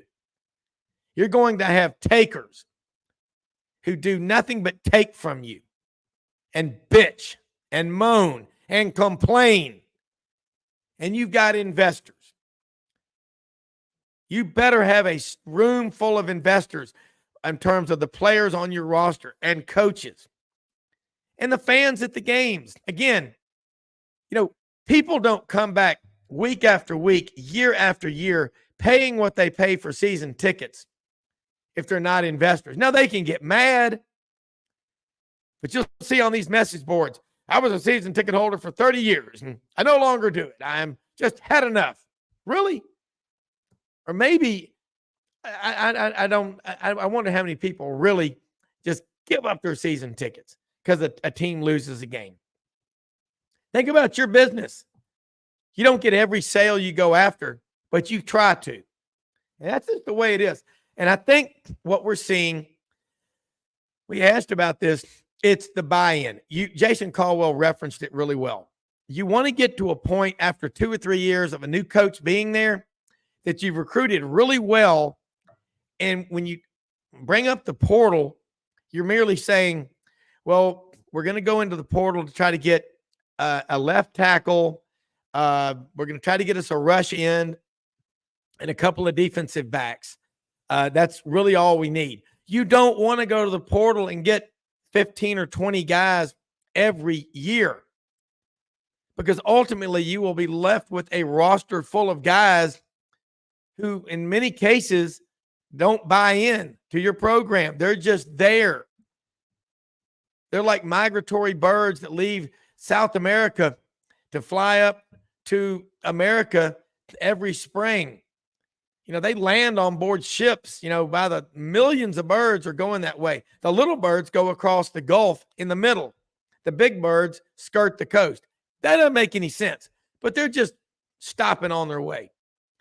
You don't want to have a football team or basketball team or baseball team, you name the team, full of guys and gals that are just stopping by for a cup of coffee.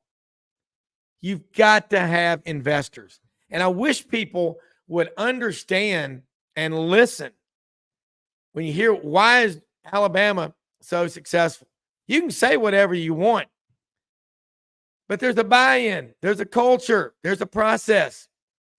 Every elite organization that you will ever read about or work with, there's a culture.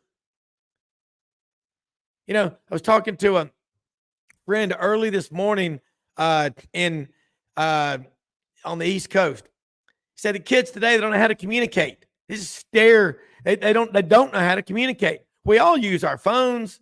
I use mine all the time for business. And I sit there and I say to myself, okay, well, what are we trying to do? You've got to be able to communicate.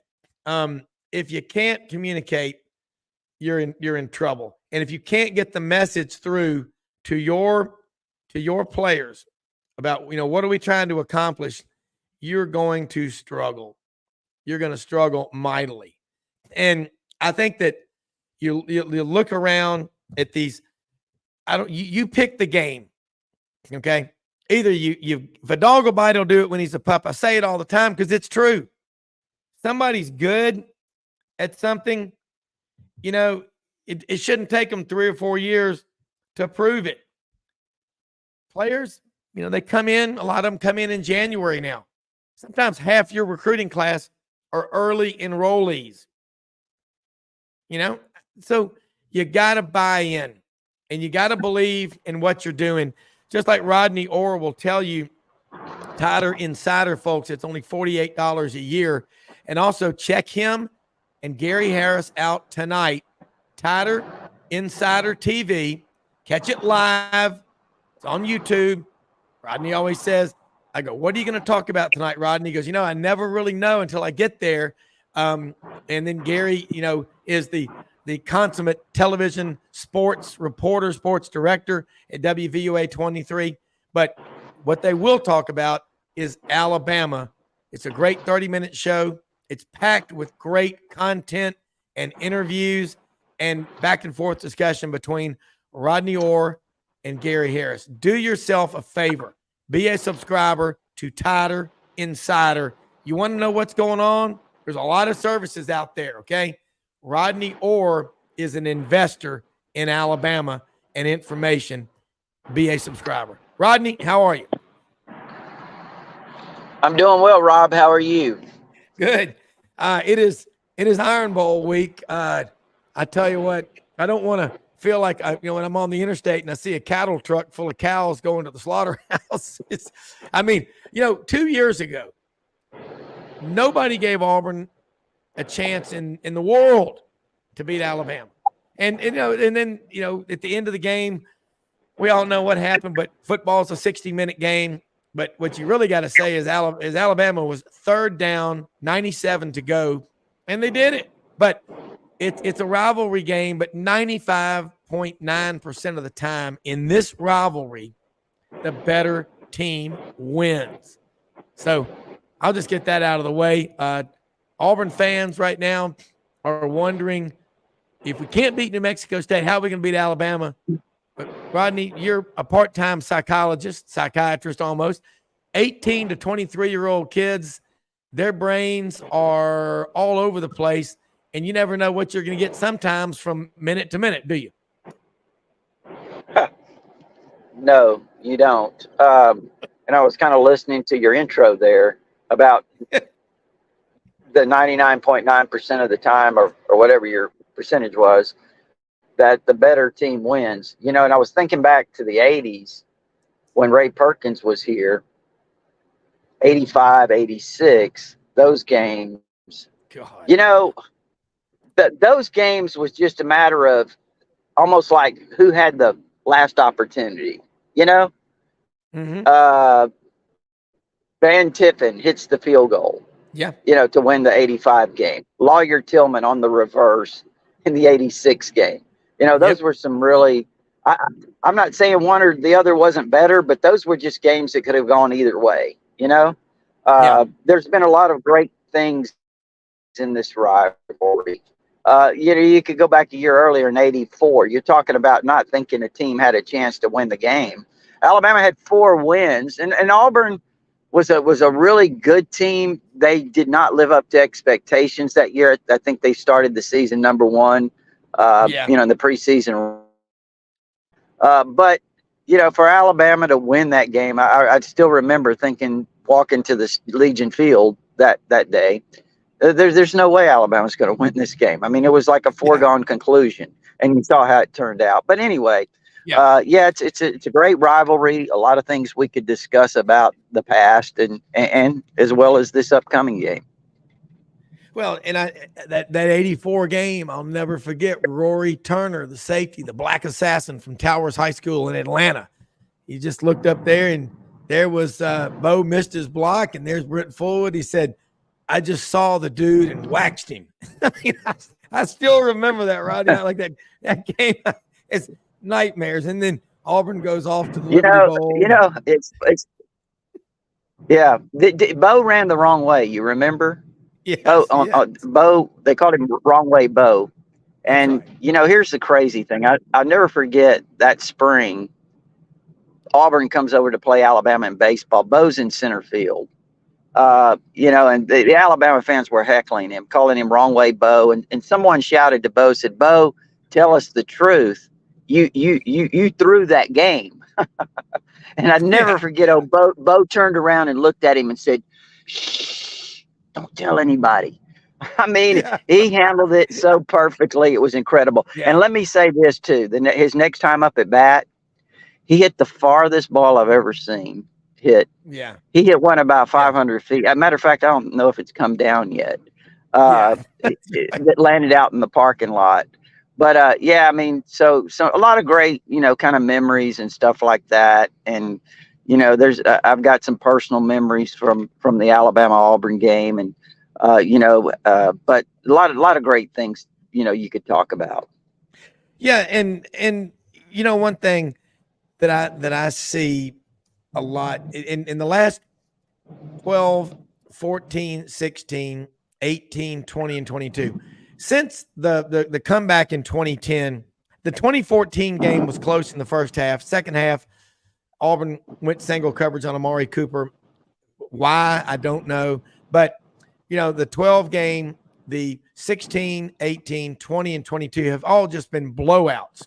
I don't think many Auburn fans can tell you the scores of any of those games. They've almost just written off going to Tuscaloosa. Hey, let me tell you this one, Rob. Let me tell you this one, not to interrupt you, but as you're rattling off those games, it made me think, and I don't want to forget this. I'll never forget, and this is in my book that I'm doing, so I'll share this. I'll never forget the 2010 game in Tuscaloosa. Obviously, Auburn was playing for the right to play for an SEC and national championship, obviously. But I'll never forget, before the game, I'm sitting there, I'm talking to Tyler Watts, the former Alabama quarterback, of course, who was, he was part of the post-game show and all of that stuff. But sitting there talking to Tyler, some other media person comes up and interrupts him, said, "Hey, Tyler, what's your take on this game?"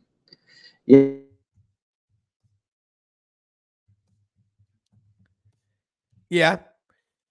Well, Rodney, we've hopefully you're there. But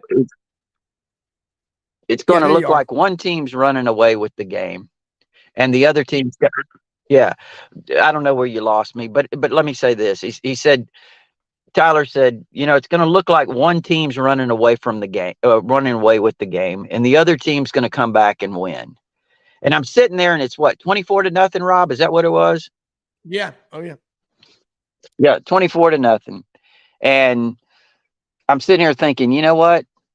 Tyler's right. This game may not be over, And then you saw what happened, the 28-27, as they call it, the comeback game. Yeah. So just, there's a lot of great memories, like I said, from this game that you could take both ways. Yeah.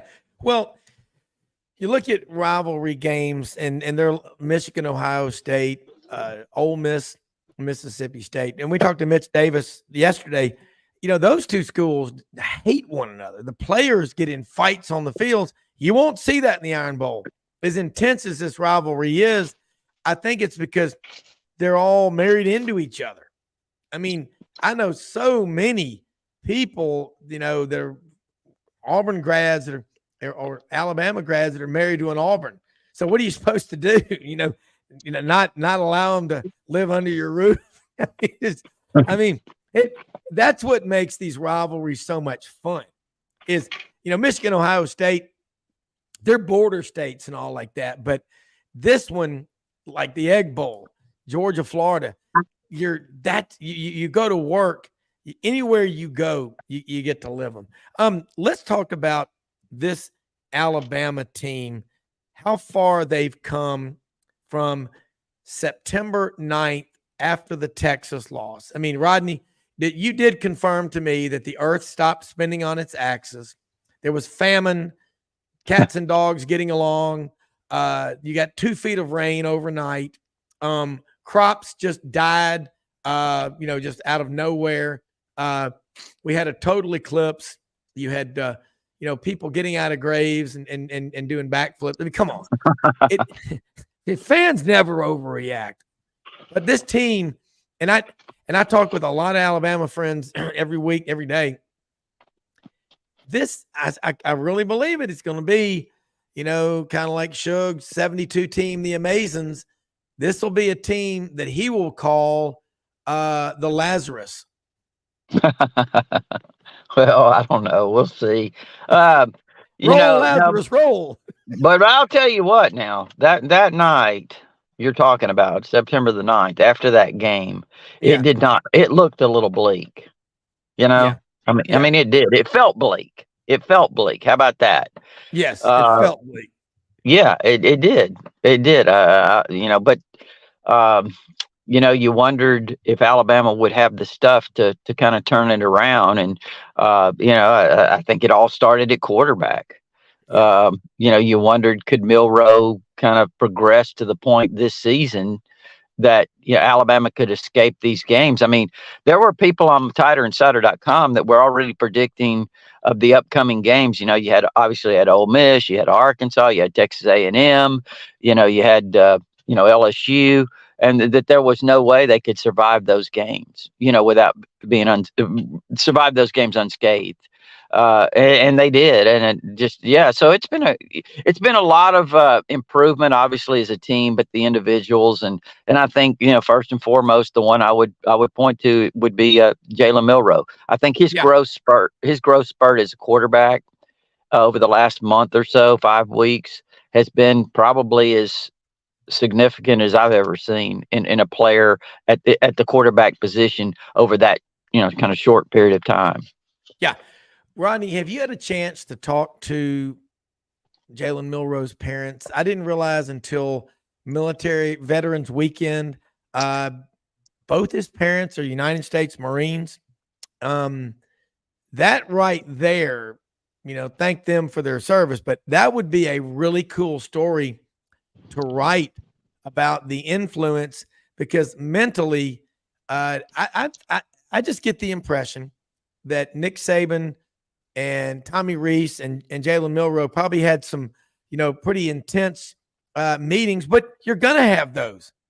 I mean, you've got 4 kids. I've got 4. I have intense meetings with my kids, still do. It's a big deal. Yeah. And you know what I love? Terry and Arnold. getting chewed at. Who doesn't have? I mean, and that's the world we live in. People think that's rare. I've always said this because it's always been told to me. You better be concerned when I'm not jumping on your butt. That means I've lost interest in you, because what kills quicker than anything, it's not a lack of talent, it's apathy. I like that story on Miller. I think it'd be cool if you wrote it. But just the influence growing up in Katy, Texas with 2 Marine parents. I can't imagine how tough that makes you when you are deployed. One of your parents or both parents are deployed to combat. I mean, I think the mental seen a lot. Yeah, I think I think that's one of his great attributes. Is number one, he's an incredibly gifted athlete. Okay, he's a really raw quarterback, but he's obviously developed a lot just over the. I think maybe you could say it's one of those situations where the light came on. Here's a guy that got the ability, he's got some talent, obviously, but the light wasn't like it was flickering. It wasn't like coming on all the way, and it's still not on all the way. I'll say that, but he's getting a lot brighter in terms of his play, and I think a lot of that he had to endure a lot. There's no question about that. A lot of doubters. I'm sure he even was challenged himself to believe in himself. I mean, everyone is when you're not having success. There's some sort of doubt. It's just, are you going to overcome it? And I think that's what you're talking about, is the mental toughness to overcome, what everyone's saying and how you're performing or whatever, and blocking it out, because look, I mean, that's the first thing people do is they come after you and question you and all of that. And Alabama's the worst. I mean, let's just be honest. I mean, the expectations here, look, Rob, I remember Tua started 7 of 9 one day against Tennessee. He missed 2 throws, 2 of its first 9 throws. Okay. And people on my board were saying Tua's off today. Tua's off today. And I'm sitting here going, this guy, you got expectations of perfection. I mean, it's just incredible. But, so he had to overcome a lot. Milroe had to overcome a lot to get where he is. And so it's the mental toughness like you're talking about. And I agree with you. I'm sure it all started at home, I mean, so, it is a great story. It is. And I think people, again, the fans are looking at these games and they see a guy, make a mistake, and, everything's out there for you. But the behind the scene development, how much Tommy Rees and the other offensive coaches are working with these guys. Hell, I wonder how he feels. He got his quarterback, Tyler Buckner, to transfer down. And then you've got, Ty Simpson, who's a 5-star recruit out of Martin, Tennessee. His dad's in his 18th year as the head football coach at UT Martin. But specifically, Tommy Rees and Tyler Buckner, hey, come on down here. Well, he's not the starter. Now go back to that South Florida game when I think Nick Saban just said, hey, Jalen, you're sitting. And he proved to the Alabama fan base, this is what we've got behind Jalen Milroe. So you better hope to God it works out for Jalen. Mm-hmm. And they proved that point. They had enough talent to beat South Florida without him. Mm-hmm. Enough. Yeah, and I think too, in all fairness, I think that Milroe had really struggled, and they were struggling to figure out how to get him where he needed to be. I say struggling; they were trying to figure out. That's a better way of saying it. And I mean, I think the other guys were right there in terms of, they were all competing, and Saban said it over and over and over again in camp. He said, look, I know all you guys think the first guy I tried out there is going to be the guy. He said, but that's not necessarily the case. What he was telling you right there is we don't have a sure grip on who our quarterback is going to be. And Milroe, early in the season, I'm talking about the Texas game. I mean, he threw two really, really bad interceptions, probably 2 of the worst interceptions I've ever seen an Alabama quarterback throw, to be honest with you. And I think at that point when they lost the game, they're thinking, okay, well, what do we do? We're playing South Florida. We're going to give these other two guys an opportunity. And, again, it didn't work out for, in that game for Buckner. And then, Ty did pretty well to kind of save the game, if you want to put it that way. Yeah. But I will say this too, though, Rob, right now, while we're talking about it, Ty Simpson, I noticed it in the Kentucky game. I talked about it on Tighter Insider TV. I may have even mentioned it on your show last week. I don't know. Mm-hmm. But I said in that Kentucky game, I saw a different Ty Simpson. Just the way he was carrying himself, his body language, he seemed to be much more confident. And then in this last game against, and I understand it's Chattanooga, but just the way he made some throws with a lot of confidence. He had a dart to Kendrick Law. That was just a great throw. Then he had a 79-yard touchdown run. Unfortunately, Ty, don't try to drop the ball and, whatever. And that was a poor decision that he made crossing the goal line. Just a really poor decision. But I think it's going to help Ty in the long run. So I'm impressed with his development too. And it goes back to what you were talking about originally was Tommy Reese. I mean, Tommy Reese has done a fantastic job. There's a reason why he's a semifinalist for the Broyles Award, right? And he's done a great job getting the offense to fit Milroe and and for these guys to execute and to develop the way they are. Yeah, and I look around, people go back and listen to coaches. Butch Thompson said it last spring, players can get better. And I know fans don't think that. And I think some of them don't want them to because they want to be right. I told you he wasn't any good. That's why they go to practice every single day. Well, that's true, Rob, and I'm glad you said that because that is a truth, and I've seen it on TighterInsider.com over and over and over again. And where kids, they're put into bad situations sometimes, or situations are out of the control of the coaching staff in some ways, and whether it's a quarterback or whatever, and they don't perform. And right away, but they're young players. They may be freshmen. They may be young players that are inexperienced, that haven't played a lot, especially the quarterback position. Are you kidding me? That's one of the most difficult things to do. And if you haven't had a lot of reps, and I'm not just talking about game reps, practice reps and all that stuff, timing, all of these things come into play. But you're right. I mean, fans tend to write people off. I mean, at first impression, Yep. So, it is good to see a kid like Milroe kind of come back. Yeah, I mean, everybody think about what fans forget to do is think about, well, what about you? Whatever your job or career is or profession.